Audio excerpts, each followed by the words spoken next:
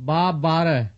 उस वक्त यीशु सबत के दिन खेतों में होकर गया और उसके शागिर्दों को भूख लगी और वो बालें तोड़ तोड़ कर खाने लगे। फरीसियों ने देखकर उससे कहा कि देख, तेरे शागिर्द वो काम करते हैं जो सबत के दिन करना रवा नहीं। उसने उनसे कहा, क्या तुमने ये नहीं पढ़ा कि जब दाऊद और उसके साथी भूखे थे तो उसने क्या किया? वो क्यों कर खुदा के घर में गया और नसर की रोटियां खाईं, जिनको खाना न उसको रवा था न उसके साथियों को, मगर सिर्फ काहिनों को। या तुमने तौरात में नहीं पढ़ा कि काहिन सबत के दिन हैकल में सबत के हुर्मती करते हैं और बेकसूर रहते हैं? मैं तुमसे कहता हूँ कि यहाँ वो है जो हैकल से भी बड़ा है। लेकिन अगर तुम इसके मानी जानते कि मैं कुर्बानी नहीं बल्कि रहम पसंद करता हूँ, तो बेकसूरों को कसूरवार न ठहराते, क्योंकि इब्ने आदम सबत का मालिक है।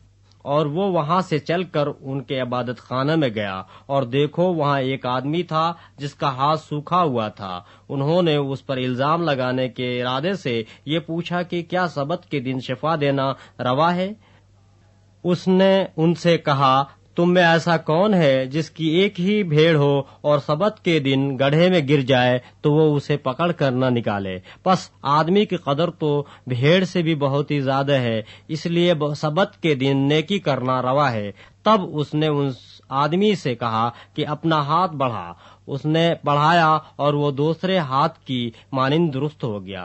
इस पर फरीसियों ने बाहर जाकर उसके बरखिलाफ मशवरा किया कि उसे किस तरह हलाक करें। यीशु ये मालूम करके वहां से रवाना हुआ और बहुत से लोग उसके पीछे हो लिए, और उसने सबको अच्छा कर दिया और उनको ताकीद की कि मुझे जाहिर न करना, ताकि जो एशिया नबी की मार्फत कहा गया था वो पूरा हो के, देखो ये मेरा खादिम है जिसे मैंने चुना, मेरा प्यारा जिससे मेरा दिल खुश है। मैं अपना रूह इस पर डालूंगा और ये गैर कौमों को इंसाफ की खबर देगा। ये न झगड़ा करेगा, न शोर, और न बाजारों में कोई इसकी आवाज सुनेगा।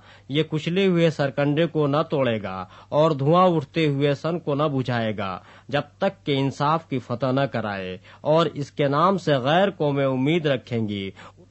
उस वक्त लोग उसके पास एक अंधे गूंगे को लाए जिसमें बदरूह थी। उसने उसे अच्छा कर दिया, चुनांचे वो गूंगा बोलने और देखने लगा, और सारी भीड़ हैरान होकर कहने लगी, क्या ये इब्ने दाऊद है? फरीसियों ने सुनकर कहा, ये बदरूहों के सरदार बालजबूल की मदद के बगैर बदरूहों को नहीं निकालता। उसने उनके ख्यालों को जानकर उनसे कहा, जिस बादशाही में फूट पड़ती है वो वीरान हो जाती है, और जिस शहर या घर में फूट पड़ेगी वो कायम न रहेगा। और अगर शैतान ही ने शैतान को निकाला तो वो आप अपना मुखालिफ हो गया, फिर उसकी बादशाही क्यों कर कायम रहेगी? और अगर मैं बालजबूल की मदद से बदरूहों को निकालता हूँ तो तुम्हारे बेटे किसकी मदद से निकालते हैं? बस वही तुम्हारे मुंसिफ होंगे। लेकिन अगर मैं खुदा के रूह की मदद से बदरूहों को निकालता हूँ तो खुदा की बादशाही तुम्हारे पास आ पहुंची। या क्यों कर कोई आदमी किसी जोरावर के घर में घुसकर उसका असबाब लूट सकता है, जब तक कि पहले उस जोरावर को न बांध ले?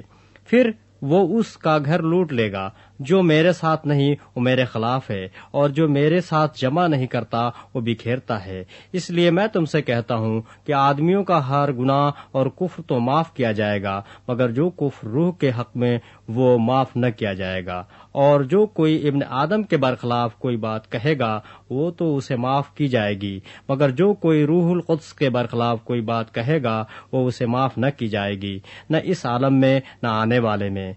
या तो दरख्त को भी अच्छा कहो और उसके फल को भी अच्छा, या दरख्त को भी बुरा कहो और उसके फल को भी बुरा, क्योंकि दरख्त फल ही से पहचाना जाता है। ऐ सांप के बच्चों, तुम बुरे होकर क्यों कर अच्छी बातें कह सकते हो? क्योंकि जो दिल में भरा है वही मुंह पर आता है। अच्छा आदमी अच्छे खजाने से अच्छी चीजें निकालता है, और बुरा आदमी बुरे खजाने से बुरी चीजें निकालता है।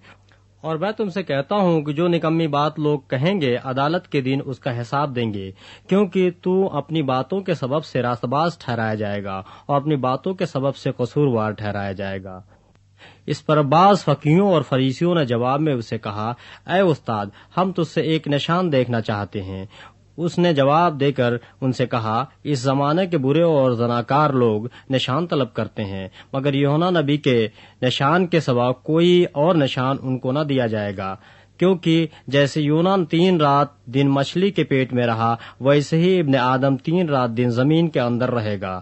نحنو کے لوگ عدالت کے دن اس زمانے کے لوگوں کے ساتھ کھڑے ہو کر ان کو مجرم ٹھہرائیں گے، کیونکہ انہوں نے یونا کی منادی پر توبہ کر لی، اور دیکھو یہاں وہ ہے جو یونا سے بھی بڑا ہے۔ دکن کی ملکہ عدالت کے دن اس زمانے کے لوگوں کے ساتھ اٹھ کر ان کو مجرم ٹھہرائے گی، کیونکہ وہ دنیا کے کنارے سے سلیمان کی حکمت سننے کو آئی، اور دیکھو یہاں وہ ہے جو سلیمان سے بھی بڑا ہے۔ جب ناپاک روح آدمی میں سے نکلتی ہے تو سوکھے مقاموں میں آرام ڈھونڈتی پھرتی ہے اور نہیں پاتی، تب کہتی ہے، میں اپنے اس گھر میں پھر جاؤں گی جس سے نکلی تھی، اور آ کر اسے خالی اور جھڑا ہوا آراستہ پاتی ہے۔ پھر جا کر اور 7 روحیں اپنے سے بری ہمراہ لے آتی ہے، اور وہ داخل ہو کر وہاں بستی ہیں، اور اس آدمی کا پچھلا حال پہلے سے بھی بدتر ہو جاتا ہے۔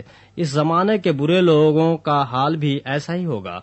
جب وہ بھیڑ سے یہ کہہ رہا تھا کہ تو دیکھو اس کی ماں اور بھائی باہر کھڑے تھے اور اس سے بات کرنا چاہتے تھے، کسی نے اس سے کہا، دیکھ تیری ماں اور تیرے بھائی باہر کھڑے ہیں اور تجھ سے بات کرنا چاہتے ہیں۔ اس نے خبر دینے والے کو جواب میں کہا، کون ہے میری ماں اور کون ہے میرے بھائی؟ اور اپنے شاگردوں کی طرف ہاتھ بڑھا کر کہا، دیکھو میری ماں اور میرے بھائی یہ ہیں، کیونکہ جو کوئی میرے آسمانی باپ کی مرضی پر چلے وہی میرا بھائی اور میری بہن اور ماں ہے۔